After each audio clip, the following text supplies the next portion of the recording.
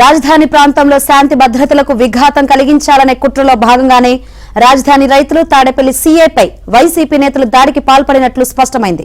దండయాత్రకు దిగిన అల్లరి మోకలు, రౌడీ షీటర్లు గతంలో జగన్ ప్రభుత్వ హయాంలో 2021లో టీడీపీ కేంద్ర కార్యాలయంపై దాడి చేసిన వారే కావడం ఇందుకు నిదర్శనం. ఇందుకు సంబంధించిన ఆధారాలను పోలీసులు సంపాదించారు. నాటి దాడిలో పాల్గొన్న రౌడీ షీటర్ పానగంటి చైతన్య సైతం శనివారం వైసీపీ నేతలతో ఉన్న వీడియోలను టీడీపీ కార్యాలయం కూడా విడుదల చేసింది.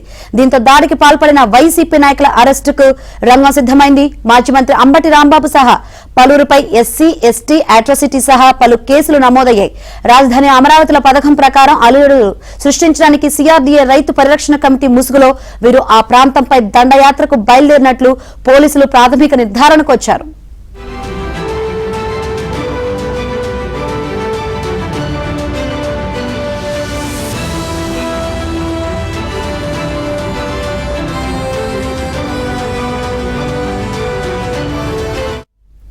శనివారం ఉదయం అంబటి రాంబాబు, పేర్ని నాని, దేవినేని అవినాష్, రౌడీ షీటర్ పానగంటి చైతన్యతో పాటు మరికొందరు ఎటువంటి ముందస్తు అనుమతి లేకుండా కార్లలో పెనుమాక వైపు బయలుదేరారని తాడేపల్లి సీఐ పి వీరేంద్రబాబుకు సమాచారం అందింది. ఆయన వెంటనే తన సిబ్బందితో ఉండవల్లిలోని సాయిబాబా ఆలయం ప్రాంతానికి వెళ్లారు. అదే సమయంలో కొంతమంది టీడీపీ నాయకులు కూడా అక్కడకు చేరుకున్నారు. టీడీపీ నేతలను చూసి వైసీపీ నేతలు అమరావతికి వ్యతిరేకంగా నినాదాలు చేశారు. దీంతో ఇరు వర్గాల మధ్య ఘర్షణ తలెత్తింది. పోలీసులు చట్టంలోని సెక్షన్ 30(30)A కింద నిషేధాజ్ఞలు అమల్లో ఉన్నాయని, అనుమతి లేకుండా ర్యాలీలు నిర్వహిస్తే శాంతి భద్రతల సమస్యలు ఉత్పన్నమవుతాయని సీఐ పోలీసులు వైసీపీ నాయకులకు నచ్చజెప్పే ప్రయత్నం చేశారు.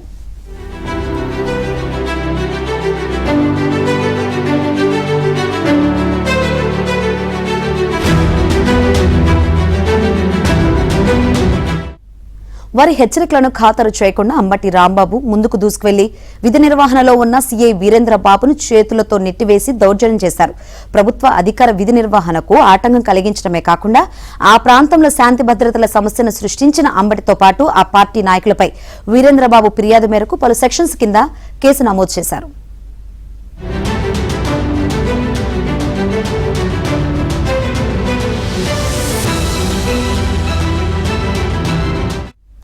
నిందితుల్లో కొందరు మాణిక్యం, భవానీ, కిరణ్ బాబుతో పాటు పలువురు మహిళల చేతులు, కాళ్లు, రాళ్లతో దాడి చేసి గాయపరిచారు. మాణిక్యం ఫిర్యాదు మేరకు వైసీపీకి చెందిన rowdy sheeter Panaganti Chaitanya, diamond Babu, Ambati Rambabu, Perni Nani, Devineni Avinash, Lella Appireddy, Vemareddy, నవరత్నాల నారాయణ, మేకా శివారెడ్డి, ఉమామహేశ్వరరెడ్డితో పాటు మరికొందరిపై ఎస్సీ, ఎస్టీ, అట్రాసిటీతో పాటు వివిధ సెక్షన్స్ కింద కేసు నమోదు చేశారు.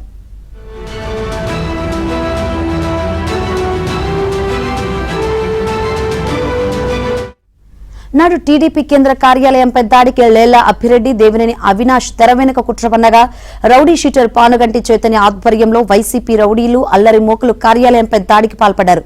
ఫర్నిచర్ ధ్వంసం చేశారు. ఆ కేసులో పలువురు వైసీపీ నాయకులు వివిధ కోర్టుల్లో షరతులతో బెయిల్ పొందారు. మరోసారి అటువంటి దాడులు, అల్లర్లకు పాల్పడబోమని హామీ ఇచ్చి బయటకు వచ్చిన ఈ రౌడీ మోకలు తిరిగి రాజధాని ప్రాంతంలో అల్లర్లు సృష్టించేందుకు దాడికి దిగడం కుట్రలో భాగంగానే జరిగినట్లు స్పష్టమవుతుంది. తాజా కేసులో ఆయా వ్యక్తులను అరెస్ట్ చేయడంతో పాటు గతంలో వారు పొందిన షరతుల బెయిల్ను రద్దు చేయించేందుకు పోలీసులు ప్రయత్నాలు చేస్తున్నట్లు సమాచారం.